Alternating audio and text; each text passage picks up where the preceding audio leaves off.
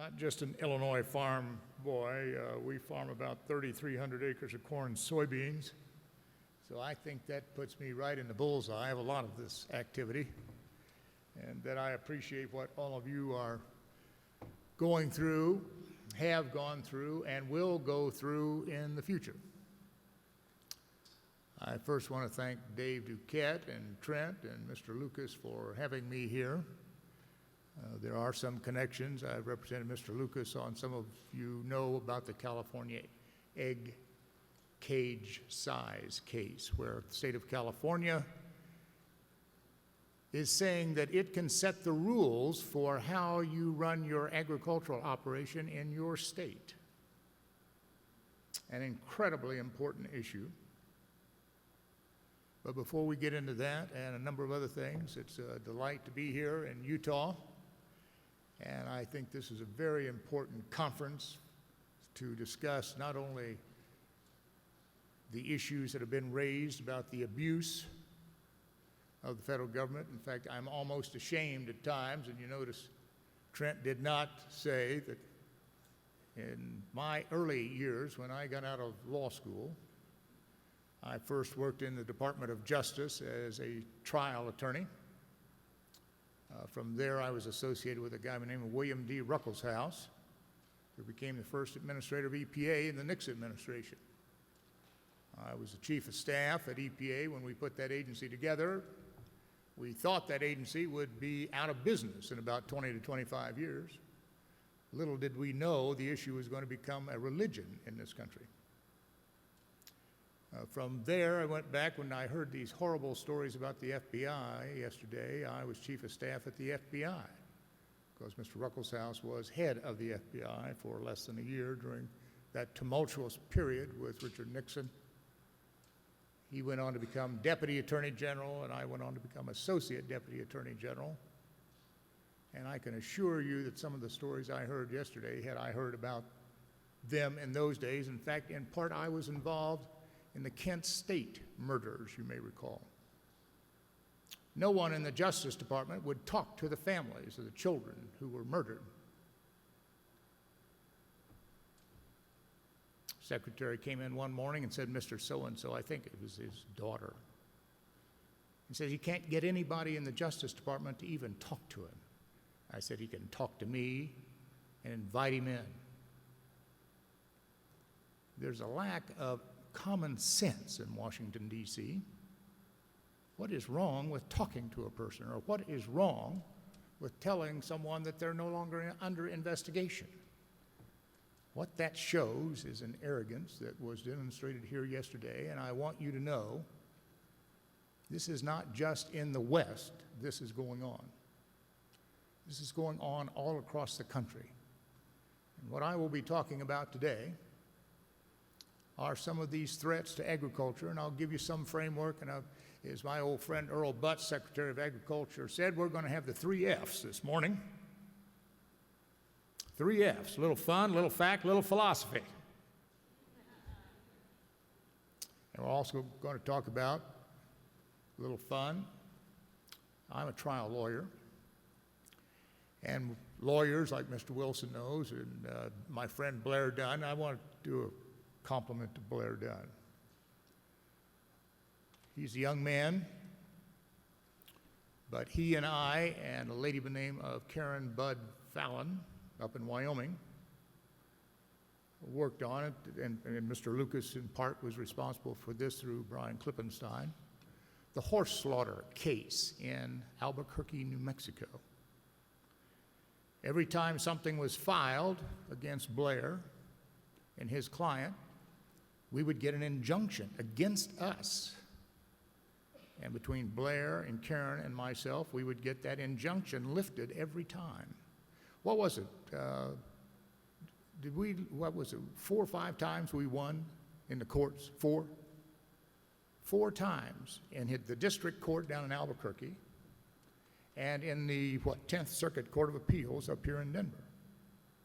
So we can win these things, but what we don't have is the kind of spine that is needed back in Washington, D.C. to back up some of these court decisions which would help the wild horse problem. We lawyers can win if we know what we're doing, and people with agricultural backgrounds. Congress, just day before yesterday, once again, in the Appropriations Committee, said no money for inspectors to go on the horse slaughter lines. So even though he took the lead for this company, I represented the Indian nations who have horses overrunning those Indian nation reservations and ruining the land. And I don't have to get into that with you folks. But that's just an example. We can win these things. Now, you have to have some lawyers, a little better than the trial lawyer that asked the question of the witness on the stand. Now, doctor, I assume at 8:30 when you did the autopsy, the patient was dead. And the doctor said, if he wasn't then, he was by the time I finished with him. Now, you have to have lawyers a little better than that.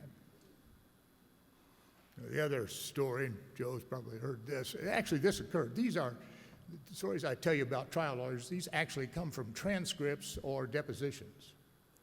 This one occurred in Mississippi, and a friend of ours who practices in Washington, D.C., Haley Barber, first one ever put out the story that I heard, and then I asked him about it, and then it turns up in a listing of just things that trial lawyers should never ask. And that's one of the things you have to learn in this business. Mississippi, courtroom, hot day, no air conditioning. Lawyers have been through what we call the voir dire. That is where we lawyers get to ask you literally any question we want to see whether or not you go into the jury. I mean, it's one of the fun things that a lawyer gets to do. I mean, we can ask you anything. And I won't go into sometimes what those anythings are.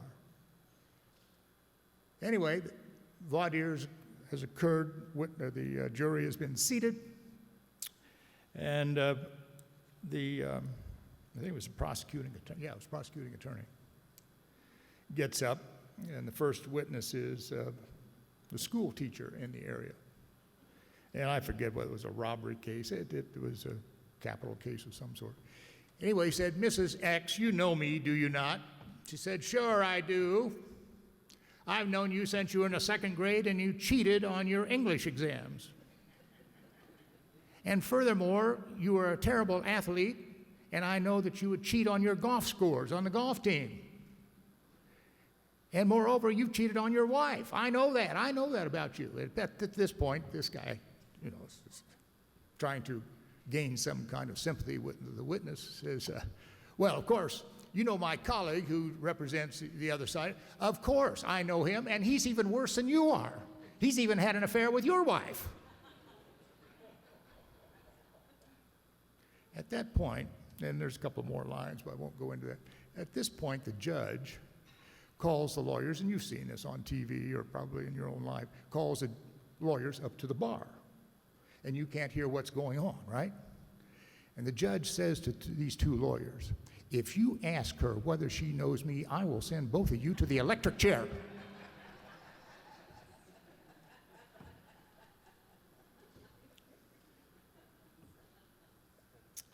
So we trial lawyers do have some problems, and we do have a lot of fun. But what I want to talk to you today is about some hope. We've heard some terrible stories here in the last day, and I've been involved in some terrible stories. But we in agriculture have a great story to tell. And I want to get into that today. Ronald Reagan was cited in that great video that Trent put up. Ronald Reagan is a touchstone for many of us, and we do not want to forget where he came from and what he still represents and where we need to go. This is one of the problems. Work and stand by our side, not attack you the way it was described in Oregon. And I've seen it any number of times with EPA. In fact, in putting EPA together, never in my wildest imagination would I have believed that it would have come up with a SWAT team. Why is it EPA and USDA are buying semi-automatic weapons and ammunition? Why doesn't Congress cut that off?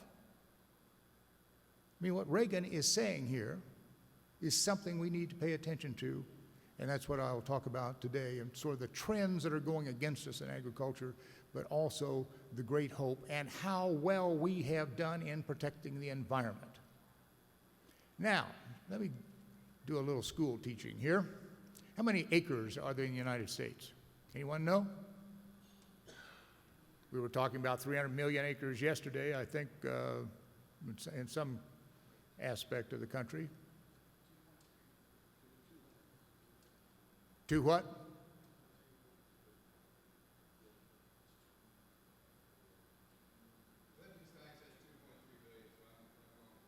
It's pretty close, 2,254,000,000 acres. Now, 345 million acres of that are up in Alaska that was referred to yesterday. Now think about it, we have about 1.9 billion acres in this country. Now let's break that down a little further. Out of that almost 2 billion acres, we use about 330, 340 million acres to grow our food and fiber.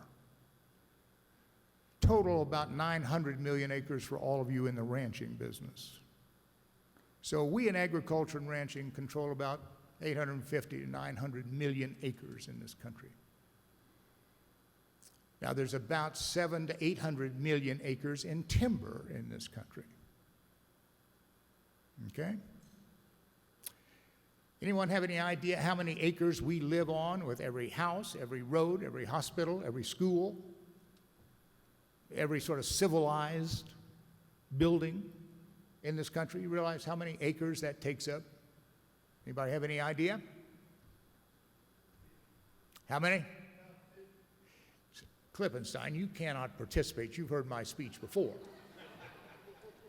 You've got to be quiet. It's about 60 to 70 million. They don't really know, even with our Google Maps and all that. So about 2 to 3% of that land is utilized. Now, you ever hear that we're running out of land in this country? The environmentalists say we've got to preserve and protect all this land. I think we've done a pretty good job of that. But we don't go out and argue that very often. We talked about the monument last night. The federal government, in fact, the Forest Service, and many of you have to deal with the Forest Service. Anyone know how many acres the Forest Service controls? You can't answer, Clip. About 192 million acres. And in agriculture, in the 1900s, we were using about 420 to 25 million acres because so many more of us were on the farm. Every year, we utilize fewer acres in this country than the year before. When I left the state of Illinois in 1960, we were farming about 33 to 34 million acres of the state of Illinois. And to put that in context, Japan only has 12 million arable acres. Does that tell you something about our beef exports and the fact they might want them? Today, state of Illinois farms about 27 million acres. Why? Guys like me have gone from the, well, I didn't own the land in the 1960s, but we've gone from an average of about 80 some odd bushels of corn to last year, my average on our farms was 32 bushels per acre, 79 bushel soybeans. Many of you probably do not know when agriculture was put together. Now just think about this. This is 1866. Abraham Lincoln set this all up. 1866 when the first statistics are collected. Our corn yields from 1866 to 1924 went down in this country. You know why? Because the government was providing free seed to all of your grandfathers, great-grandfathers, and great-great-grandfathers, and shipping it out to them by Railway Express. Our great production of corn started in 1926 because a couple of guys from U of I out in Connecticut developed hybridization, and a guy up in Iowa by the name of Wallace said, you know, this thing might work. So from 1926, when he developed something called Copper Cross 24, we went from about 26 bushels of corn to last year, what is it? Someone know about 170 some bushels of corn, average per acre. All because of us in agriculture and because of a few men. And one other story, and then I'll get on to the real McCoy here. A farm dairy kid growing up in Springfield, outside of Springfield, Illinois, goes to the U of I, gets his degree in chemistry, then goes on to Minnesota, gets his PhD, and goes to work for a little company down in St. Louis, Missouri for the next 25, 30 years. John Franz was his name. You know him better because you use the product called Roundup. A dairy kid from downstate Illinois developed a product which changed the world. You can do that too. And these stories we've been hearing up here is about, like the Hages, you can change the world. That's why I still practice law. I just won a case last week for the second largest egg producer in this country, Roseacre Farms. I have fought that case. Now, granted, they had the resources to do it. 11 years. And finally, or 2 weeks ago it is now, the state of North Carolina said, you're right, the agricultural stormwater runoff exemption, which is in the Clean Water Act, which protects us, which EPA and a whole host of others are trying to override, and I'll get into that on WOTUS in a little bit. 11 years it took me to win that case. Now the Hages obviously certainly outdo me with 40 years. But that's what it takes. And in agriculture, when you look at our long arc of history, it is this kind of stick-to-itiveness, which we are used to in the work that we do and that I now do, that makes us successful, and we will be successful in the end, even with all of these challenges we are to face. And Reagan obviously puts it just the way it should be. There is on the East Coast and on the West Coast a group of elites who are trying to destroy the way of life that we know, even though we are improving that way of life enormously every year. This book right here by this lady at George Mason University, a very large university in Virginia, basically says we grow too much corn, we grow too much soybeans, we grow too many heads of cattle, too many hogs, too many chickens, too much protein in our industrialized agricultural system. Otherwise, you'll see in a moment these 5 trends that I'm talking about, monoculture. There are people who say that is terrible. That is manifested in the attacks on GMO, okay? The attacks in terms of EPA, OSHA, and others on agriculture all across the board, and particularly in this administration. But I don't want to be political. The Bush administration was just as bad. Just as bad.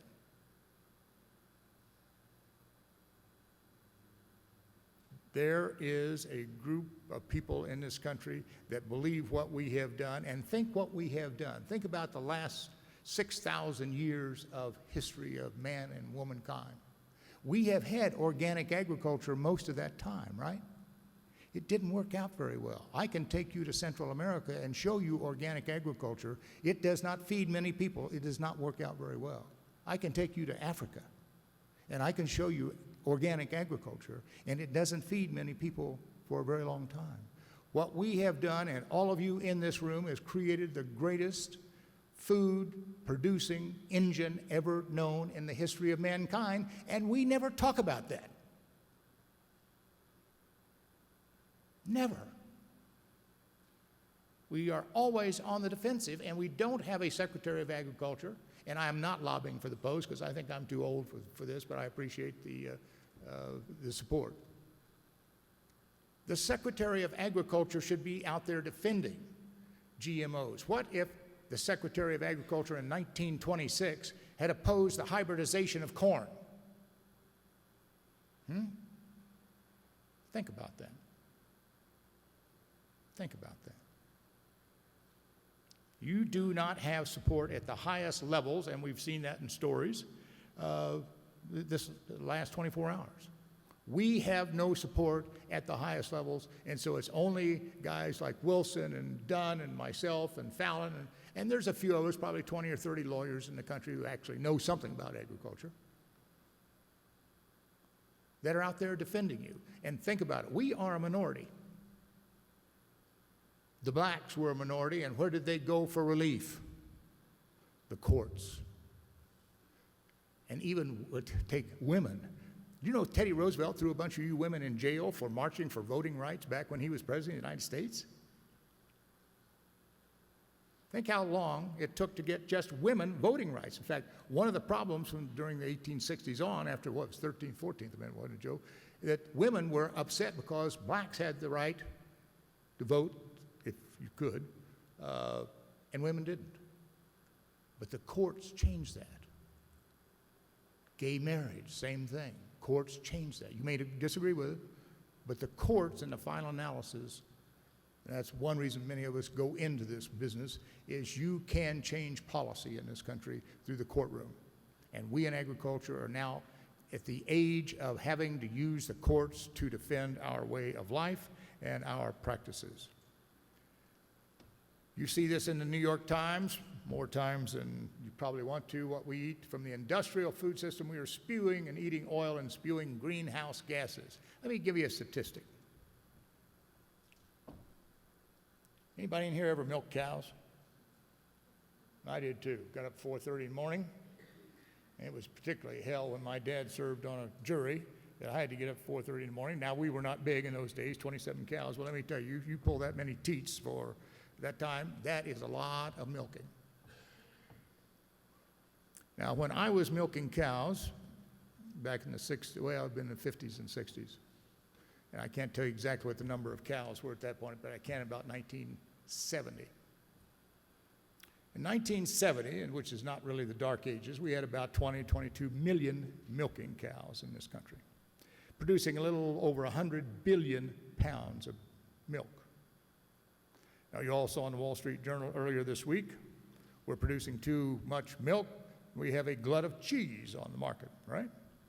Anyone have any idea how many cows that's produced that amount of milk and cheese in this country in the last year? 9.2. You're close. 9.2 million, and it's going up a little bit, Trent. 9.2 million head of cows producing, what is it, 205 billion pounds of milk or 208 billion pounds? Something in that range. Think about that. Less methane, less environmental impact. Each cow, each day, produces about 135 to 145 pounds of urine and solids. Think about taking 10 or 11 million cows off the operation. Think how much more efficient we are than Mexico or virtually any other country in the world. That's a great story for agriculture. In fact, I use this statistic in the brief that I filed with the Supreme Court to point out how much, and I don't remember the number of pounds, of CO2 or methane. Methane's about 28 times more potent than what you and I are breathing out right now. Think about that great story.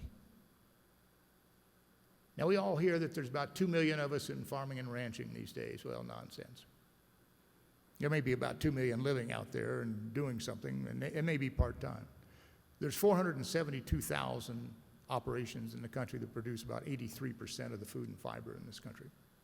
Think about that. Smaller than the town of Washington, D.C. What a story. And we have people who are saying, we are terrible, our system must be destroyed, we're polluting the air, polluting the water, polluting the ground, and we must be put out of business, as we have heard on some of these stories. That's what's going on in this country, and we are not telling the American public how well we have managed as stewards of our land and timber in this country. These are the 5 trends that I'm talking about. I've been at this now 40-odd years. I say I helped put EPA together, many of the statutes that you have to contend with. Now, I'm a 29-year-old kid out of law school, and I have 35, 40 people working for me in the EPA, an agglomeration of people from the old HEW, Department of Interior, USDA, the Nuclear Regulatory Agency, or whatever it was, the Atomic Energy Commission, I guess, at that point. 29 years old. Thought I knew everything, didn't know a thing. Now, we drafted the legislation which most of you operate under today in terms of, I didn't get there until the end on the Clean Air Act. EPA was created on December 2, 1970. Clean Air Act was passed December 30th, 1970. So didn't have much impact on that. But on water, pesticides, RCRA we didn't get through. RCRA is a solid waste act that is causing problems up at the Cow Palace Dairy and all dairies in this country right now. So most of these major statutes, you're looking at the guy whose office was in charge for the Nixon administration in getting them written and passed. Now, one small thing I did do, it's called Section 208 of the Clean Water Act now, little used. It's called area planning. Because I said to all these very smart people, much smarter than me, you can't have permits for Baise farms. We have probably 40, and this is back when we were small, 40, 50 tile lines, and you put those kind of controls on our tile lines, you'll put us out of business. We can't go through a permitting process. So Section 208 was written to give agriculture, or quote, non-point sources a pass, because Congress realized there are values other than clean air and clean water, and that doesn't mean we don't have a responsibility. We do. So Section 208, and it didn't work out very well. It was mainly a grant statute, and there was never enough money. So in 1987, something called 319 is passed, which has some real teeth in it. No one's ever really utilized it much, and it's the subject of a suit out in Des Moines, Iowa right now, whether the city of Des Moines is saying what comes out of your farm tiles is a point source and needs to have an NPDES Clean Water Act permit.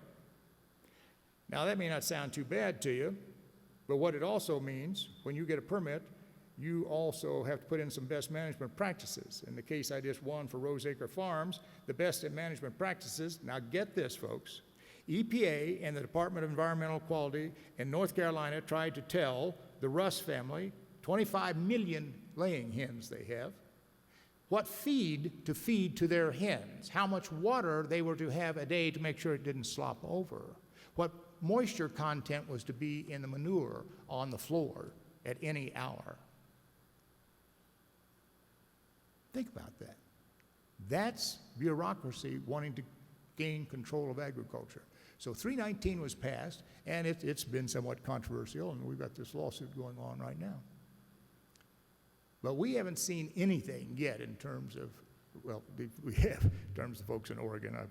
That was terrible, no question about it. But the grab for control over your land and property rights is absolutely incredible and going on at this very moment that I'm standing here, and I'll talk about the couple of cases and rules that are trying to do it. But pay attention, these are the 5 trends that are going on in agriculture right now. They're trying to destroy our way of life. Someone suggested it yesterday. Think about the opposition to international trade. Even Mr. Trump, I've sent a message to Mr. Trump's people, you put a 35% tariff on our soybeans and you'll wipe out a large part of the Midwest. You haven't heard him talk about that much anymore, have you? Says we've got to negotiate a better deal. We've got to be very careful. International trade, at least for me as a soybean producer, about 60% of our soybeans go to Japan. My wife and I were just over there. They were unloading a bunch of soybeans from Illinois. Trade is very important, but who's opposed to it? The environmentalists, because they say we are keeping agriculture suppressed in other countries because their way of agriculture is much better. Now, any of you in this room believe that? No. You want to trade your place for some guy in Africa, in Tanzania, or El Salvador, or Guatemala, or Peru? But that's what that second one is about. Get rid of international trade so we are not pushing our, well, many of you in here are ranchers, beef. GMOs, you see this all the time. We have a little farming operation up in Vermont, and that, excuse me, and there's no one here from Vermont, and I do have a place up there, that idiotic state is trying to say, in fact, you will have tomato soup from Campbell's. Some of it will, if they put any kind of corn product in it, they will have to say GMO, and then a tomato can of soup that doesn't will not have that label on there. I mean, this is absolutely nuts. But this is an attack by the environmentalists to try to clamp down on our food supply. Opposition to the concentrated animal feeding operations, that's feedlots. And the case I just went on stormwater runoff is very helpful to those of you in feedlots, because it says the ag stormwater runoff that falls on your building and just on the ground, not in the lot, obviously, is exempt under the ag stormwater runoff exemption that I helped create back in 2000 or 1972, but didn't do a very good job of it. In fact, did a terrible job. But the courts, once again, are saving our bacon. And finally, what we're seeing, and it was referred to as the criminalization of agriculture. There are more and more cases of EPA going out and indicting farmers for what most of we lawyers would say negligence, maybe gross negligence, and trying to put us in jail. I mean, when I was growing up, the only time you had to go see a lawyer, my dad did, was for his will or for taxes, maybe, or for buying another farm. Not so today. Criminal lawyers are doing a brisk business in defending agriculture because EPA, and I don't know about BLM and the others, are coming after us for issues. Now, what I want you to just go away from this meeting thinking about what you have, since you own the land. This is non-point source pollution that runs off of your property. Now, we are in real trouble because the American Farm Bureau went out and hired all these Harvard Law School types to write their brief in something called the Total Maximum Daily Load case, didn't know a damn thing about agriculture, and they lost. What did they lose? EPA now operating through the states, and it's coming west. This only applies now in the middle Atlantic states. Something called TMDLs. What that means is, under your state watershed implementation plan, in fact, it says it in the Virginia, Maryland ones, they can shut down your farming operation if too many pounds of sediment, nitrates, phosphate, lime run off of your acre of ground. Think about that kind of control, my friends. American Farm Bureau lost that case. That case was a winnable case. It's the TMDL case. Now, you think you have problems now, particularly those of you in the West with large expanses of land. Now, you don't get a lot of water, but you get some, and they'll be using that to come after you on the salmon issue. So we are in trouble on this particular case. Now, it hasn't come to the Midwest yet, but it is coming. EPA is already looking at the Midwest, the whole Mississippi area, and why they are looking at it is so that they can help shut down industrialized agriculture. And these are the arguments they make. So you might just note some of these statistics when you go back home, talk to your friends. Yeah, we do this, we contribute, but Congress divided up the Clean Water Act between point sources and non-point sources. Now, I would say the states probably haven't done a very good job in putting in some regulations on controlling our non-point sources. But I don't know about you, but I don't want any of my nitrates going down my tiles. In fact, we do all cover crops on all 3,300 acres. The reason for those cover crops, sequester that nitrogen, keep it in the ground. Now, I don't know what you do on the ranch land out here, but I'll bet there's some things that you can do. So this is what EPA is saying. We are contaminating 69% of the nation's lakes. I mean, we look pretty bad, don't we? Pretty bad. These are the kinds of things that we are going to have to oppose and get the facts out there. And USDA actually is doing a pretty good job in showing how well we are doing in agriculture. I don't know if they've done anything here in the West, but certainly in the Midwest and on the Middle Atlantic area, they point out the greatest contributor to contamination of the Chesapeake Bay, which we in agriculture are always being blamed for from the chicken industry. You know what the greatest contributor to pollution of the Chesapeake Bay is? Urban runoff. You think that was in Farm Bureau's brief? It went to U.S. District Court in Pennsylvania and to the Third Circuit? Heck no. They don't know how to tell the story. We have a heck of a story, positive one to tell. Now, this WOTUS thing has been mentioned a couple of times up here. Let me tell you a little bit about WOTUS. I've been involved in definition of what is a navigable water cases a number of times in this country. And it was a heck of a fight, even, and I barely remember it, but we had agricultural guys saying, wait a minute, EPA, you're going too far on what is a navigable water. And it's not clear in the act, and courts have fought over this thing now for, 40-odd years, I guess. What's a navigable water? What's an adjacent water? What's a neighboring water? God, there's another term I can't think of. But all of it comes to bear in this waters of the United States is what WOTUS stands for. Now, most of you have never heard of a study that this is based on. It's called the Connectivity Report. If you want to read about it, and just it's a truncated version, I write a column called Defending Agriculture. It appears every week in the Farm Progress Company publication. That's, I think, Drover's, which might come to you guys. But Farm Futures carries it every week. And I talked about the Connectivity Report about 2 or 3 years ago when it came down. What it in essence says, now this is a review, if you will, of about 12 to 1,500 different studies. And it says water runs downhill.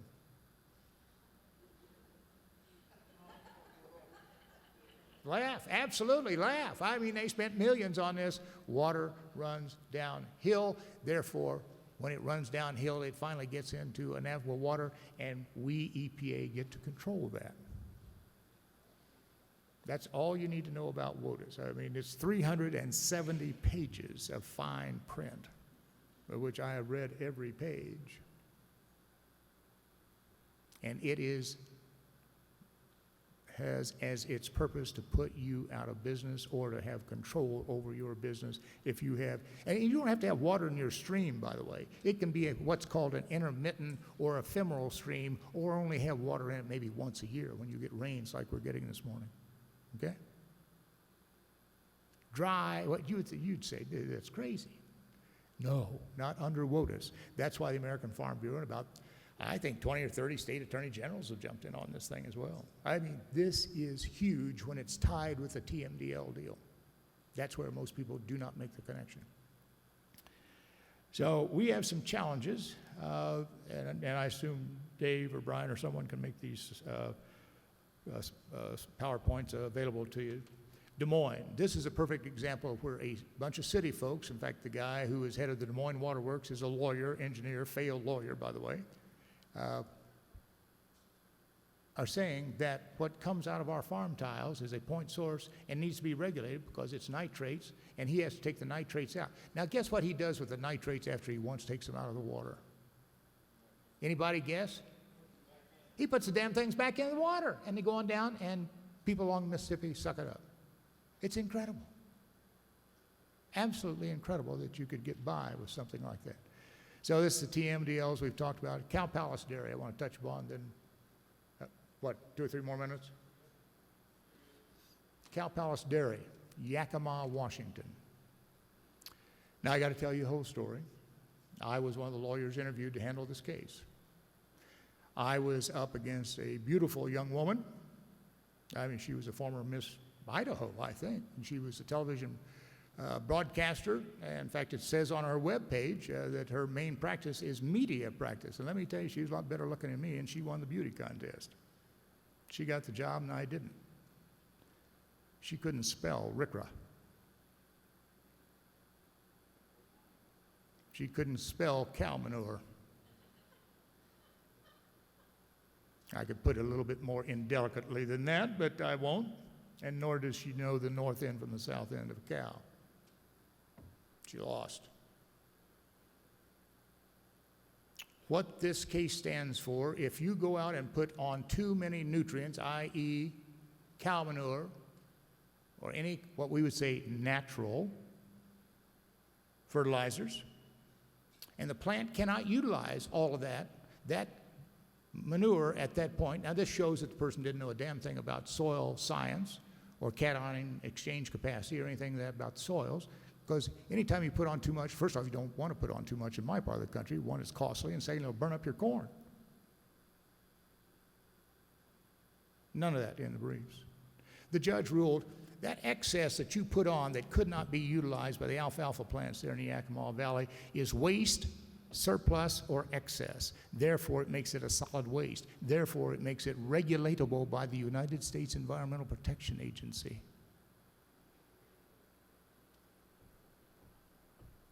So all the dairies and all of us who use like hog manure, chicken litter, what have you, if you put on too much and it washes off, they can come after you for $37,000 a day fines. $37,500, I think it is. Is that what it is now, Joe? $37,500? Is it up to that?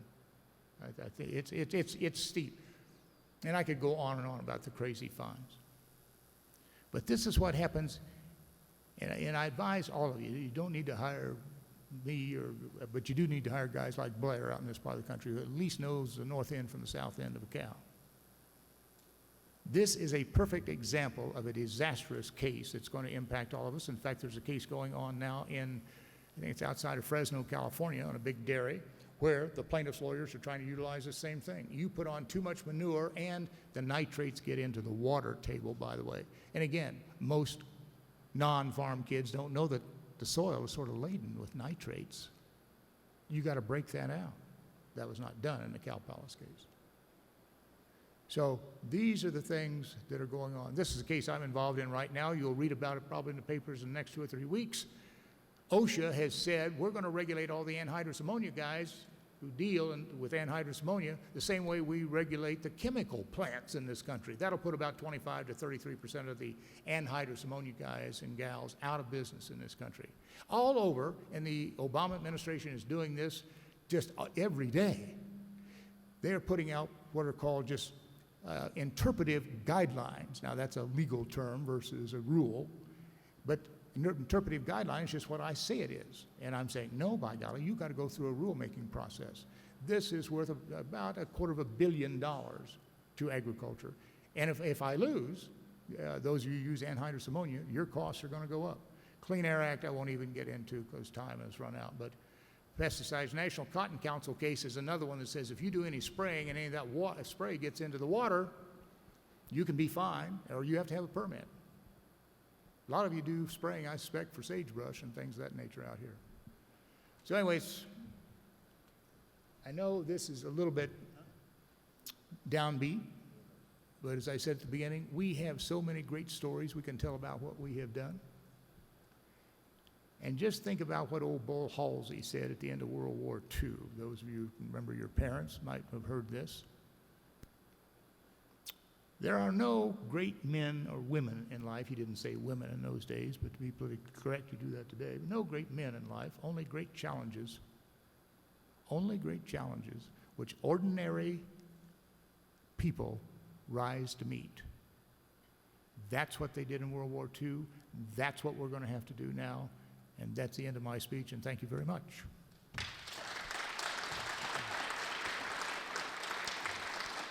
So, Gary, I want to get your thoughts on something, and I need to set it up for just a moment. For 17 years, I've really tried to be in the trenches on animal welfare issues, fighting the animal rights, and that's what brought Dave and I together, was fighting on horse harvesting. I was in California in 2008 on the ground. We were part of a strategy committee and how we're going to win this and not let the 38 million Californians tell chicken farmers how to house their chickens. I go to Bentonville, Arkansas, when Walmart makes a stupid statement about how their farmers are going to handle their chickens or their cattle or whatever the case may be. And I've come now to the realization that no matter what stupid requirement is implemented in terms of animal handling, the farmer will meet that, adopt, and go forward. But when it comes to GMOs, and I look around this room and I see most everybody here is a range manager, not using GMOs in any way, shape, or form. If we lose GMOs, I went to Vermont 2 times, by the way, when they were discussing a GMO labeling law in the state of Vermont. If we lose GMOs, it affects every single food producer in this country, because every calf that is raised on a ranch in Utah ends up probably in California in Harris Ranch, Harris feedlots, and GMO corn is being fed. We cannot stand to lose the GMO fight above all others. I say that as a question. Absolutely. How many of you take medicines in this room? Do you know they're GMO? You ever hear that argument? You ever hear our Secretary of Agriculture talk about this? Most of your potent medicines are genetically modified. Think about that. Now, we have idiots, and this is where Donald Trump is correct. Our political leaders are stupid. They really are stupid. They do not get up and defend, and particularly in our case, it should be Vilsack, Secretary of Agriculture. I heard this guy say, Now, he's a lawyer like a few of us around here. He said, I learned everything I needed to know about agriculture for working in my father-in-law's tax office in whatever town it was in Iowa. That's where he learned about agriculture. He said the farmers would come in, dump all the receipts on my table, say, sort them out and don't charge me very much and give me the lowest possible rate on taxes. Now, I'm general counsel of the wheat growers of this country, sorghum growers, soybean growers, and represent U.S. Grain, which is a corn export arm, and the ag retailers. So I have sort of some tie to agriculture. He said that the third time at one of these commodity organizations when he first came in, I walked up and introduced myself, and I said, Mr. Vilsack, you are insulting me, and you're insulting the rest of the farmers in this room to say that you learned about agriculture looking at our tax returns. I suggest, sir, in all due respect, that you shut up about that. I never heard him repeat it again. Now, I don't go to every speech of his. But seriously, that's the kind of stupid leadership we have. Think about what's coming out of USDA. Now, I'm all for organics because I think it is a great way to lift more money out of the consumer's pocket. If you're that dumb, terrific. I want you to buy all that organic stuff that you can. You can't feed a nation of 315 million people on organics. They've tried it in Africa and it doesn't work out very well. We were talking about something on pesticides or mosquitoes yesterday. And I'm not particularly proud of this, but I was involved in it. You need to know about it. In fact, the guy who wrote the DDT opinion is one of my law partners to this day. Now, Ruckelshaus reversed an administrative judge's 6-month hearing, and I forget how many thousand pages. But his decision was technically wrong, and my law partner picked it up and said there was a smidgen of evidence in there about DDT at that time suggesting possible carcinogenic properties. That sense has been disproven. We can take care of mosquitoes and the Zika virus if you brought DDT back today. But we will never do that because it's politically incorrect. And yet you may have a son or daughter or horse that will die of Zika or whatever these, West Nile virus, that's what it is, because we do not have DDT. Now, at that point, we in agriculture had overused DDT and it was failing in its uses. We had used too much of it, and probably to this day, we older folks still have a few parts per billion DDT in our bodies. But the USDA at Beltsville said at the time, and it still persists, it was the safest pesticide ever developed for humankind. At that time, we were losing just a couple of hundred people around the world to yellow fever, malaria, etc. Last year alone, we lost over 2 million young children in Africa because of mosquito-borne illnesses. Now, you tell me what the moral answer is to that one, my friends. Next question. I'll hold the microphone. Sorry, Gary. Yes, Ramon. Gary, I'm a child of the Clean Water Act, FLTMA, Clean Air Act, EPA, and all of these things that happened during the Nixon administration. And in my lifetime, we have seen this vast growth of administrative bureaucracy, where the laws as passed by Congress originally were not terrible laws. No, I admit, right. And most of them we can all live with. But the implementation of those laws by the bureaucracy has become more than industry can bear. And my concern going forward is unless there's a reform at the bureaucratic level below the secretary, because we've had some good secretaries, but they never drill down and deal with their employees. They never reform the actions of the employees. So it doesn't matter whether we have President Reagan, and our case was going when President Reagan was in office, or Barack Obama, the on-the-ground situation with the low-level bureaucrat never changes. Do you see any way to really reform that? Absolutely. At EPA, for example, and I helped put it together, I know where every box is, you take the research and development arm out of EPA and put it with the National Institutes of Health, a real health agency, not a political agency. Number two, you get rid of the Environmental and Natural Resources legal section of the Department of Justice, who doesn't know a damn thing about these issues and are abusing their rights, as we have seen in these stories that we've heard the last day. Those are two issues that ought to be done immediately. Thirdly, on Forest Service. Anybody know how many people there are in the Forest Service? Well, USDA is about 104, 105,000. 42,000 of those folks are in the Forest Service. And they spend billions, as pointed out in these fires up here. The Forest Service needs to be reworked substantially. And you're absolutely right. Political leaders, as Trump says, are stupid. You do not have people right now who are willing to reduce those agencies or just take the function and put it somewhere else. Because research is a political issue in EPA.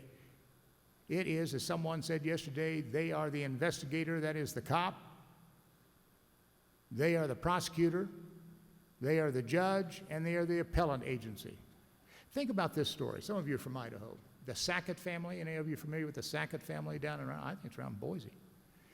EPA comes after this young couple because they were digging a basement for their new home on 0.62 acres, a little more than a half an acre.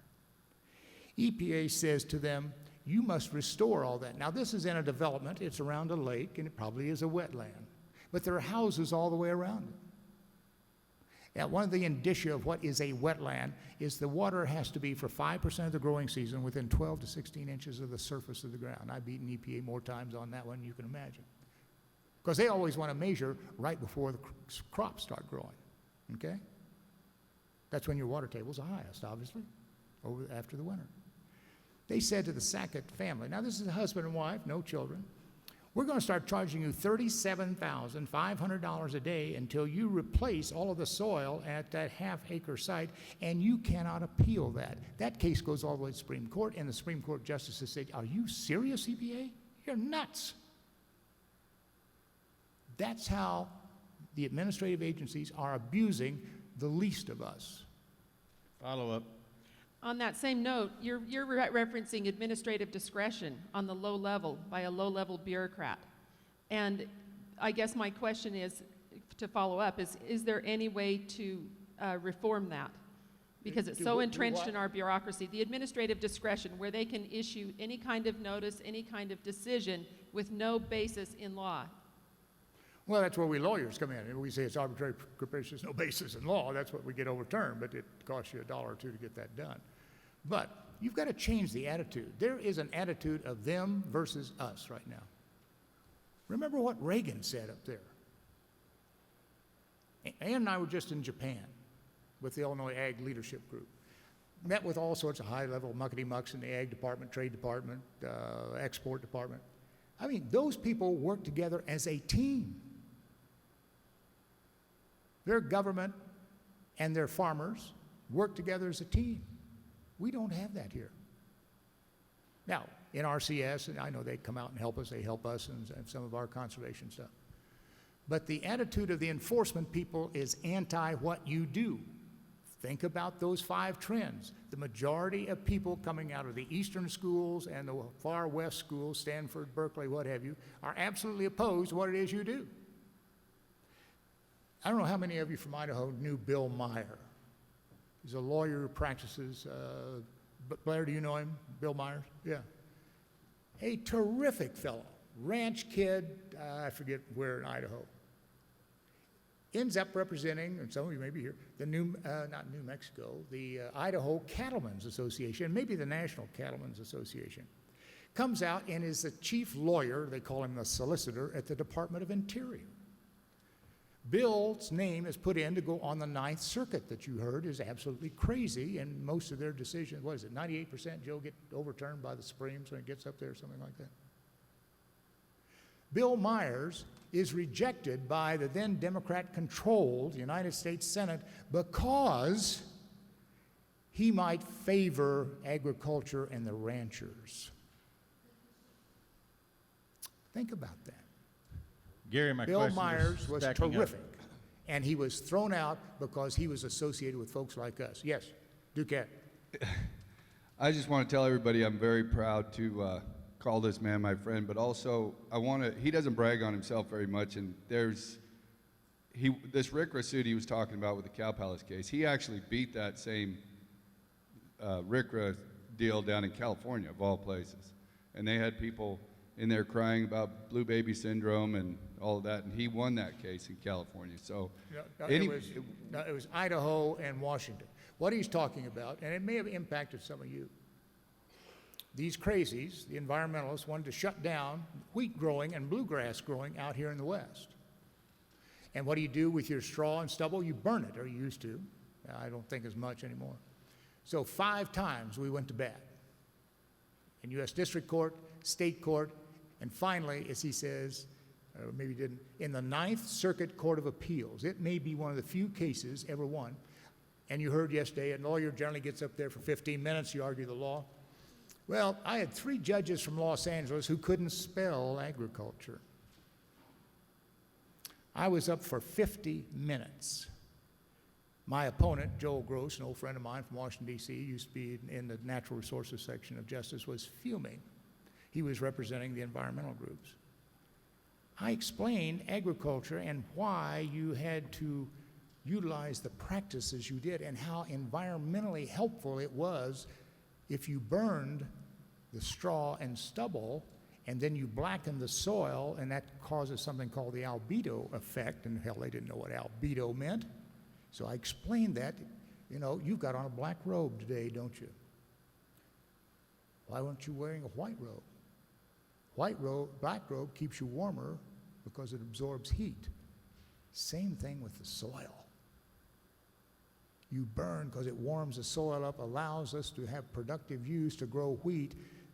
And then I had statistics about how much of that wheat employed people there in, the port of Vancouver. I think it's called Vancouver, Washington, I think. It's right on, next to Portland, for those of you familiar with that area. And so I explained how important that wheat was to thousands of union laborers, because they were all 3 Democrats appointed by Clinton. And if you destroyed this, how many of those jobs at the Vancouver port might lose their jobs? And I had all the numbers at that time, you know, how many millions of pounds or tons of wheat, how many people that required to move it. I won that case, which set the pattern that agricultural residue coming out of the back end of our combines or the back ends of our animals are not solid waste. This lady didn't know any of that, and she lost. So that's the case he's talking about. 5 times, though, we went to bat 5 times, we beat him. Okay, Brian. Gary, you'd mentioned California eggs. Could you go a little further in explaining the implications of these interstate commerce restrictions, what it might mean for agriculture, beef in particular? Might we see a day where a state like California says no beef may be sold in California that has hormone implant history or antibiotic use? Oh, absolutely. What he's talking about, and you've read about it in the paper. In fact, it was in the Wall Street Journal. Forrest and I were talking about it, and Bob and Tom, I guess Thursday night at dinner. And it's worth going back and reading if you don't get the Wall Street Journal. It's a long column on the op-ed page by an Oklahoma State professor. I've not ever talked to him. I use a lot of these guys as my experts because they're a lot smarter than I am, and I want them around me when I go into these cases. He said, California, and this was driven by a proposition by Gwyneth Paltrow and Robert Redford, Forrest may know, but anyway, the Hollywood types get behind this proposition that says we're treating our animals terribly. We don't give them enough space, we don't have them outside long enough, et cetera, et cetera. So that passes back in, 2000, guys, 2002? 2008? Okay, 2008. So the California egg producers, now think about this. California produces about 5 billion eggs for a nation of, 37 million people. Now, as a state, they import another 4 billion eggs. Those eggs come from Iowa, Minnesota, Indiana, Texas, Arizona, I think. So they are shell eggs now. We're talking about just shell eggs because the law is a little tricky here. California egg farmers said, now wait a minute. With this new proposition, we're going to have to go from 67 square inches per hen. And that's been developed by universities because you want these hens crowded pretty close together because there is something to the term pecking order. Now, those of us grew up, maybe you still have some, you have lots of hens in a free range area and they peck at one another. And that can get sort of nasty. In these close quarters, they don't.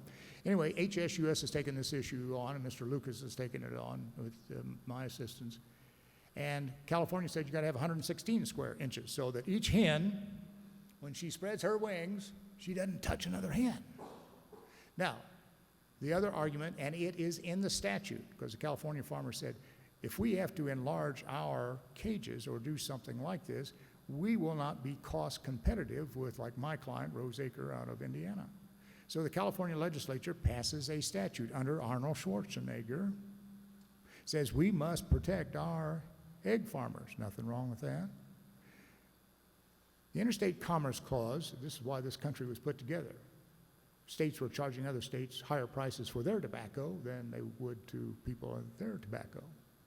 So Alexander Hamilton and these guys got together and said, wait a minute, we've got to push down these barriers, and we still have tremendous Interstate Commerce Clause cases to this day. It would be like saying California doesn't want any more General Motors cars. Now, it does have a special niche for emissions for its cars.